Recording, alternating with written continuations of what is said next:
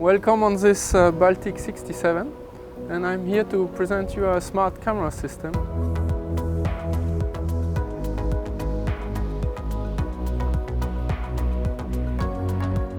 Principally, our system combines thermal low-light cameras with machine vision for anti-collision functionalities. Our system is compatible with all modern chart plotters. We can see here a sailing boat, and we can use this example to see how our system works.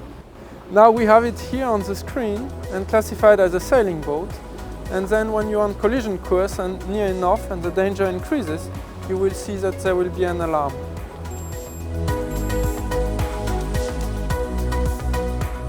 We have 3 pages and are here integrated in a BNG Zeus 3 systems. One page which is a low light camera. We have the thermal camera view, and we have a map view which shows all the detection combined from the 2 cameras. We analyze with machine vision and a big database everything that's floating on the ocean.